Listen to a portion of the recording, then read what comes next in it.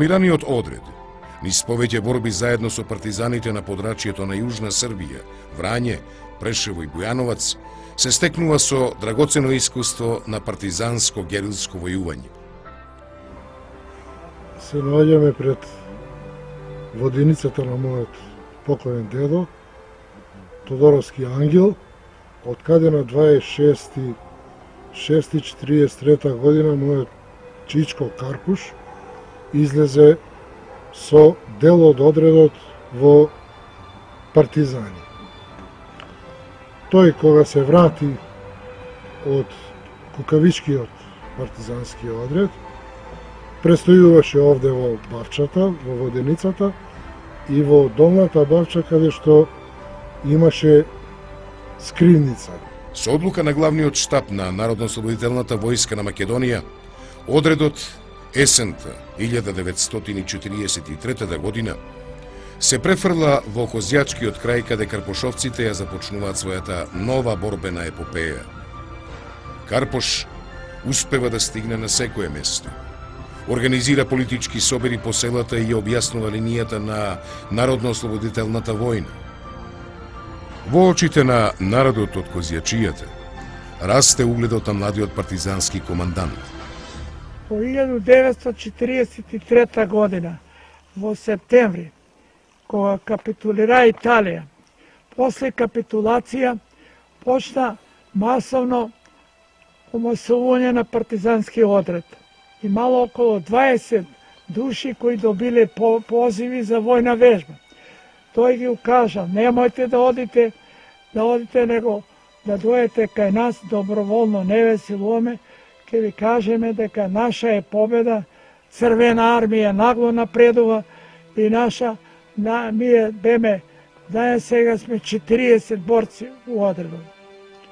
Откако чуле овие наши селани од село Чолопек, сите заедно на чело со Петковски Герасим, познат како Геро, договорат се да не одат на војна вежба, туку да одат во партизани. И одеднаш, наредниот ден, сите 20 отишле во партизани, одредот бил во село Којнци.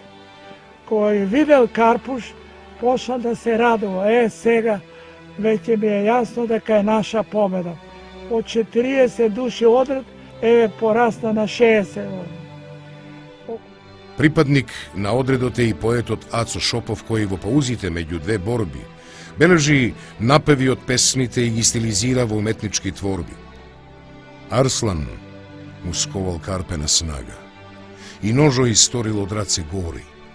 Орел му горски изострил очи, народ го прибрал в своите поли. Во ноември 1943 година Карпош командува со партизански одред од 79 борци распоредени во 3 чети. Со подоцнежните борбени успеси, Козјачијата станува слободна територија.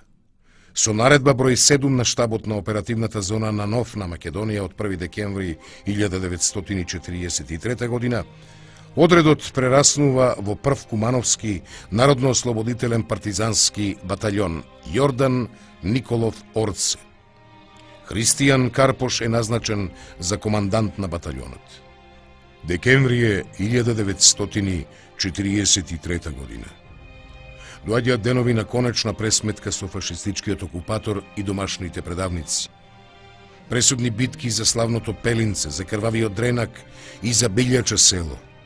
Бројни учесници во битките подоцна ќе запишат.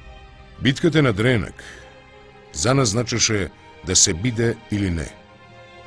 5 бригади со 600 четници не нападнаа тоа декемвриско предпладне со намера да не уништат. А ние сал 140 души далеку, послабо вооружени од непријателот. Борбата траеше до доцна во ноќта. Извојувавме тешка победа благодарение на добро утврдената борбена положба и на храброста на нашите борци, но пред се на високата воена способност и мудрост на нашиот командант Христијан Карпош. За славната битка на Дренак, поетот и воен хроничар Ацо Шопов има запишано: Дренак беше крвав, но беше наш. Четниците ги беа довлекле сите сили од Лесковац до Куманово. Целиот така наречен Вардарски корпус. Ние бевме обиколени од сите страни. Ситуацијата беше мощна, сериозна. Карпош неуморно ги обиколуваше нашите положаи и на борците им даваше инструкции. Да не се пука без потреба, да се употребува оружјето само кога ќе се види целта. Пукањето е дозволено само во живо месо. Карпош командуваше јуриш. Ги понесе борците како виор. Беше насекаде. Четниците наполно се разбиени. По завршување на борбата на Дренак, вика се собираше оружјето, се пребројува муницијата, се пребројуваше, се правеше рекапитулација на целата борба. И вика, јас имав едни стари опинци, свински опинци, али наоѓам еден четник, убиен, со кожни чизми. Вика, му ги соблеков, ги облеков, таман за мене, ова е малку смешно, вика, таман за мене и опинците му ги дадов на еден селанец, побос од мене, а ти скинати. Наидува Карпуш, најмал брат, јас сум најстар. И ми вика, од каде ти се чизмите, вика, ги зедов, има побоси од тебе, да ги соблечеш, да ги вратиш. Добро, рачунав, тоа било поминало. По известно време, поново паѓа ноќ, поново наидува Карпуш. Он командант и ја командир на чета. Вика, што ти реков ја тебе? Опинците, каде ти се? Кајде го најдам селанецот да му ги земам опинците, а сега вика, чизмите ми се добри. Ама кај, едва и го најдов селанецот, да му ги земам опинците искинати свински, да му ги дам чизмите. Толку беше правено. На 13 јануари 1944 година, во славното Пелинце, една од најсигурните партизански бази, следуваше наредната победоносна битка на Карпошовиот батаљон против озлогласениот казненопотерен полициски одред Бенковски. Одредот имаше задача да го уништи партизанското движење и да ги изгори селата на Козијачијата. Битката траеше 4 сати. Казнениот полициски одред наполно е поразен и разоружен. Во безредие се повлекува и бега кон Куманово. Во битката на Пелинце загина еден од најпопуларните карпошовци, командирот на младинскиот вод Ангел Лазаревски Шајче. Зима е 1944 година. Во тоа општонародно движење завидно место зазема и борбената Козијачија. Во нејзините сигурни пазови, партизаните уживаат голема почит и авторитет. Кристијан Карпош во народот е омилен и веќе воспеан командант. Тој е легенда. Него куршум не го бие, се говореше во народот. Но дојде кобниот час. На 7 февруари, 8 ден со длабок снег.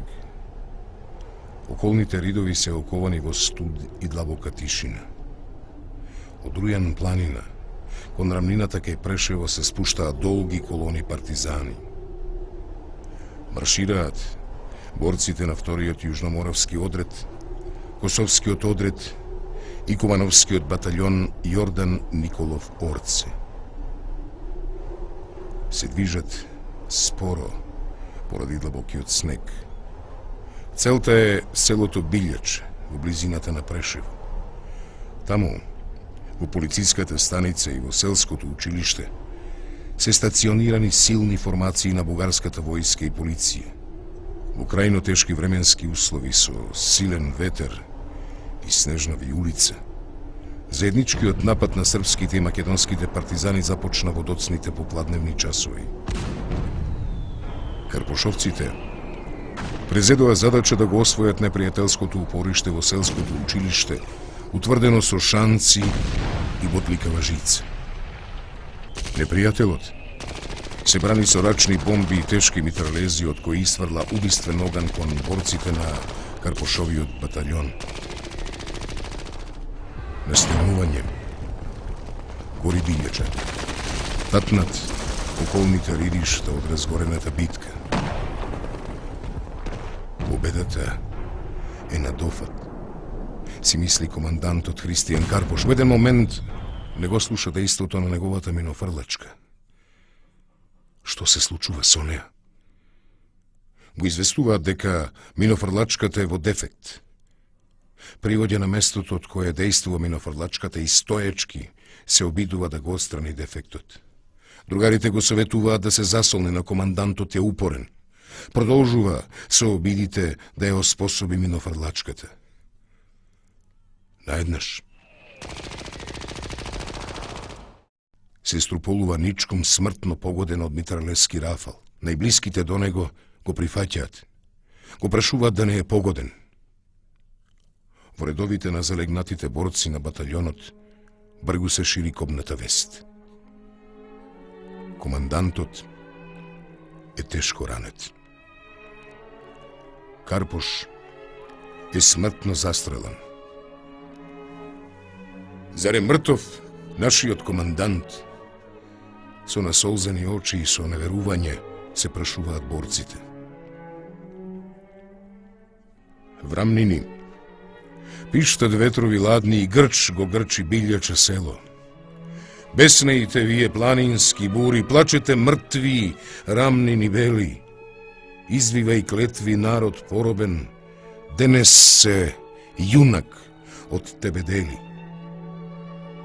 Вака го овековечи мигот на погибијата на својот сакан командант, карпошовецот Ацо Шопов. Борците со својот мртов командант на рацете се повлекуваат кон соседното село Себрат. Утредента на селските гробишта се постројуваат сите јужноморовски, косовски и македонски партизани. Се редат другари со поседен поздрав пред ковчегот на мртвиот командант. Од името на кумановските партизани говори Панче Пешев, а на партизаните од Србија Живој Николиќ Брко. Со солзи во очите.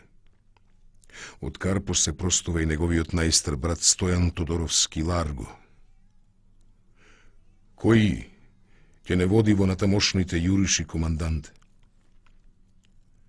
Што ќе им кажам на нашите дома? Ти мирно почивај, а ние ќе те одмаздиме и ќе продолжиме по твојот пат. Грнува почесен плотун за мртвиот командант.